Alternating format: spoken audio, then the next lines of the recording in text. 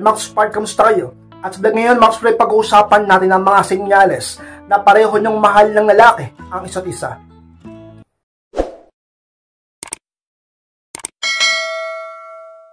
At kung handa na kayong lahat, masarap po tayo at muli, be inspired!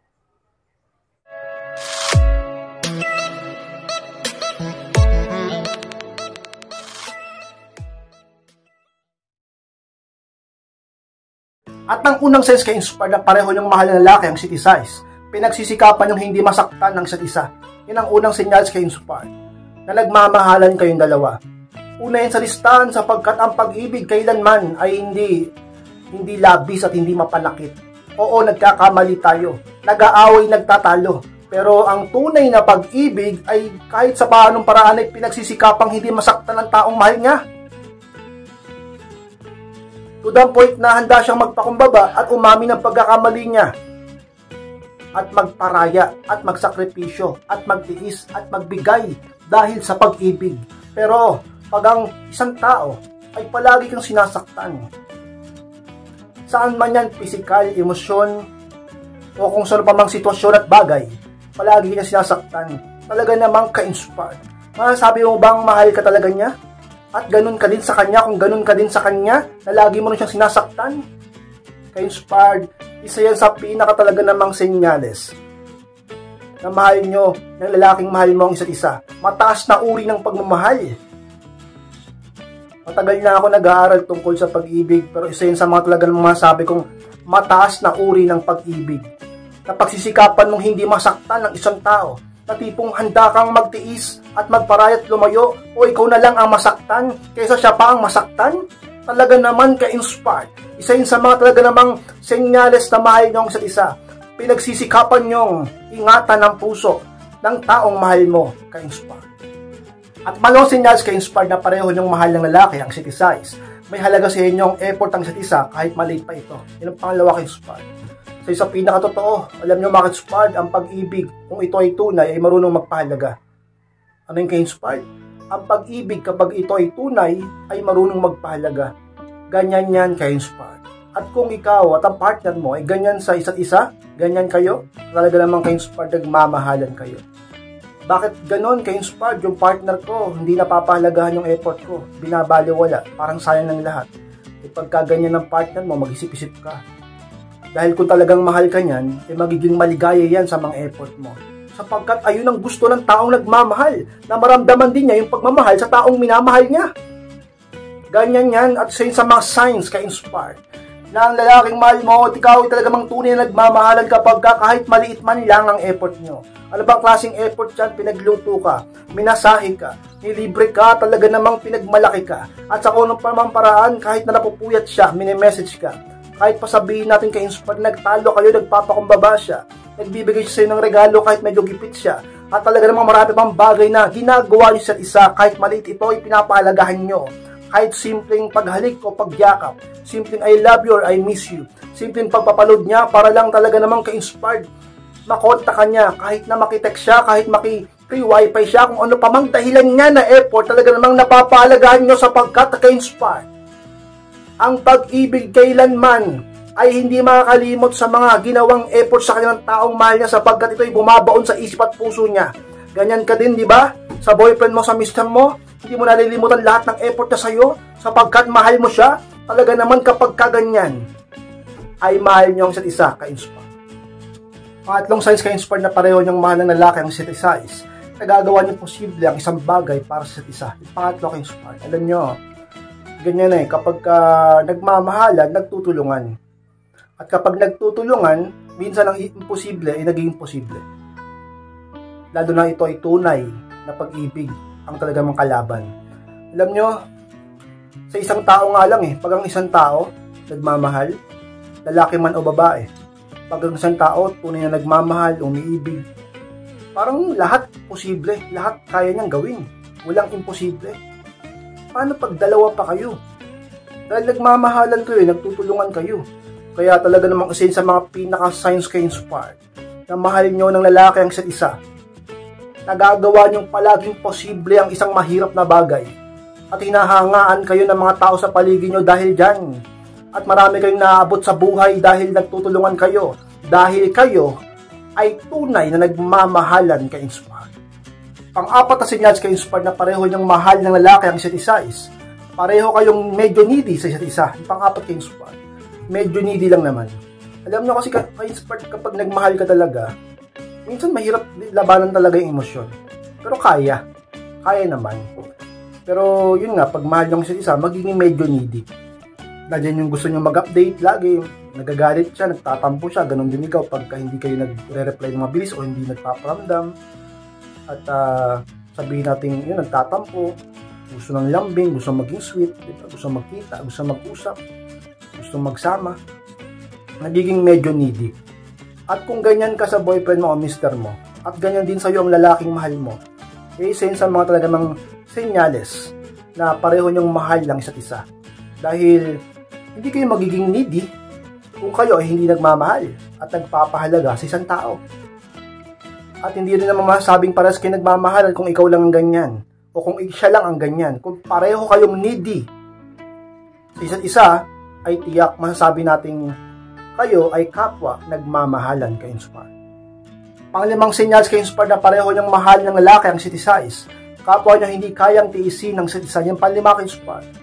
Sa isang pinakatotoo, kapag kayo ay nagmamahalan, parehas niyong hindi kayang tiisin ng isa't isa.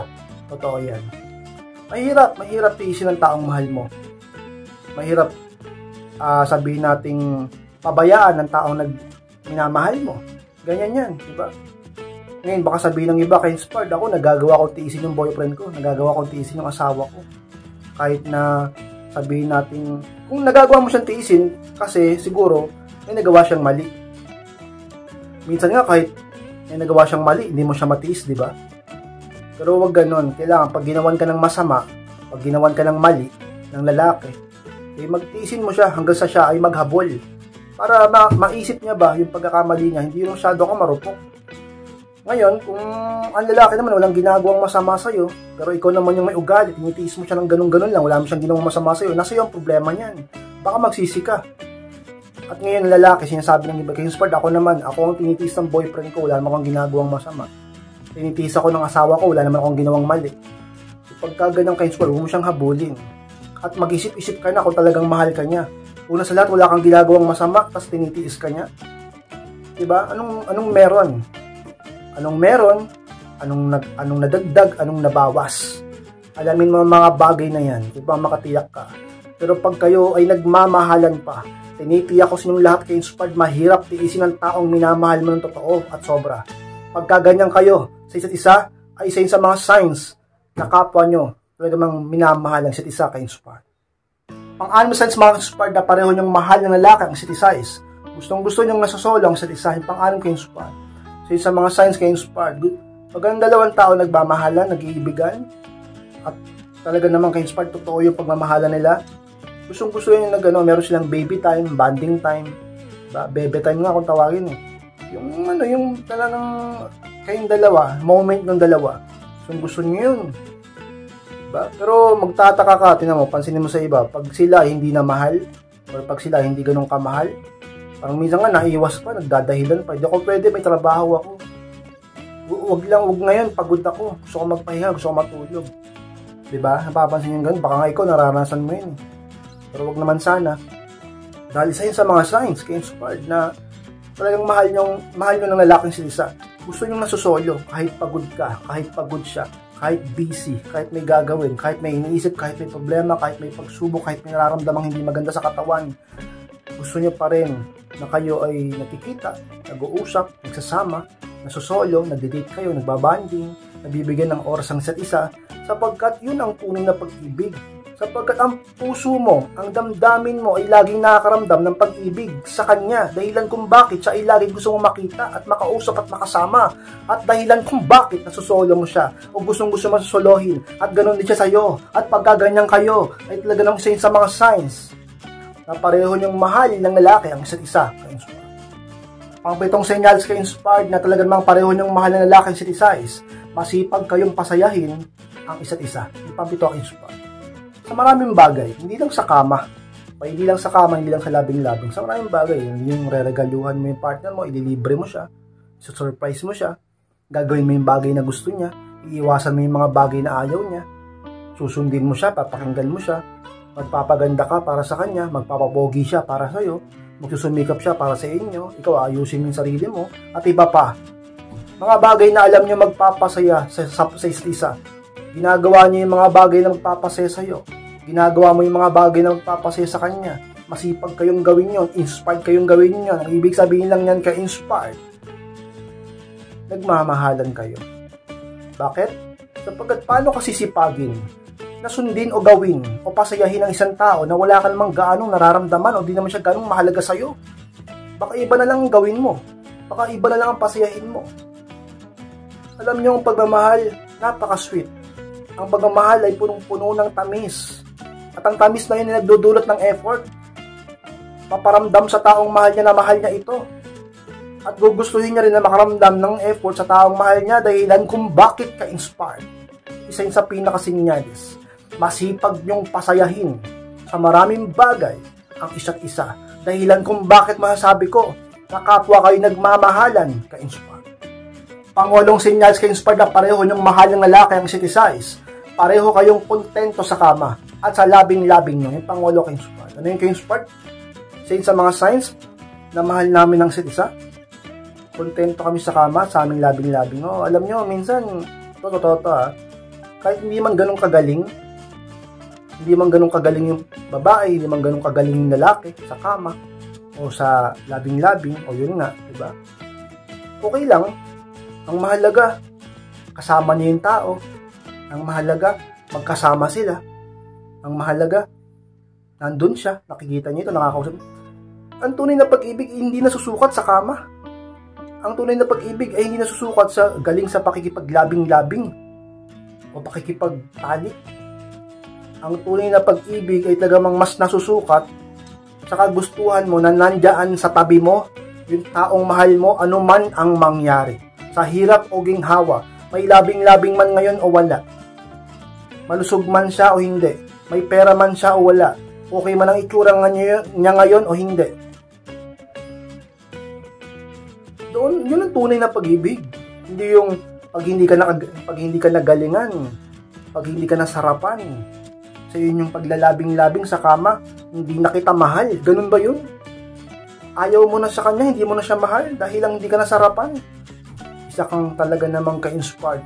Walang kwentang tao pag gano'n. Dapat kang laging magpakatotoo at dapat mong laging gawin kung ano ang tama. Sapagkat lalabas ang totoo kung ikaw ay tunay na nagmamahal at tunay sa kanya. At isa yun sa mga bagay na dapat niyang makita sa iyo. Bagay rin na dapat mong makita sa kanya upang masabi natin mahal niyo ang isa't isa. Kayo ay kontento sa kama kahit hindi man kayo ganong kagaling. Hindi man kayo ganong kahusay tulad ng iba. Wala man kayong alam na acrobatics. Talagang mga patambling-pambling pa dyan. Kainan dito, kainan doon. Dila dito, dila doon. At talaga namang ka-inspired na kailang round pa yung iba. Kahit hindi nyo yung kaya, kahit hindi nyo yung nagagawa, kontento kayo. Okay lang sa'yo, okay lang sa kanya. Bakit? Kasi mahal ka niya. Mahal mo siya. Mas sapat na yung nandyan siya. Sapat na yung mahal nyo isa't isa. Sapat na yung nagyayakap kayo, nagkikiss. Bonus na lang yun eh. Bonus na lang yung labing-labing eh. Kaya yung iba ang kikitid eh. Yung iba, peke. Peke? Ano peke? Fake yung pagmamahal. Bakit? Pag di nasarapan, ayaw na. Maghahanap na ng iba. Pag hindi nagustuhan yung performance, tatamlay na, hindi na mag-e-effort, hindi na sweet, hindi na asikasuhin yung partner. Yung mga pusang gala kayo. Hindi ganun ang pagmamahal. Ang pagmamahal ay nasusukat sa maraming bagay. Dala ng maraming sitwasyon. Talaga namang hindi lang sa kama, di ba? Talaga naman ka-inspired pagka ganyan. Sa mga signs, dapat mong makita. Basahin mabuti. Pagka ganyan, ay pareho niyong mahal ng partner mo ang isa't isa. Ka-inspired. Ka-inspired, maraming salamat sa pagtapos ng vlog nito. Kung kalimutan na mag-like, comment, share na rin po upang makatulong din po tayo sa ibang tao. At sa mga hindi pa po nakasubscribe ay Maxpert, pakiclick nyo na po yung subscribe. Click nyo na po notification bell upang ma-notify kayo, malaman nyo pag may bago kong upload. Sa mga gusto magpa-coaching or magpa-advise, makausap ako tungkol sa inyong problema sa pag-ibig at karelasyon. Pakimessage po ako sa aking Facebook. Ay may proper picture ko at pakichat ako sa messenger. Ako mismo ang magre-reply sa message nyo. Maraming salamat, Bakit Spark. Mag-ingat kayong lahat at mahal ko po kayo. Mag-ingat kayong palagi at muli, be inspired!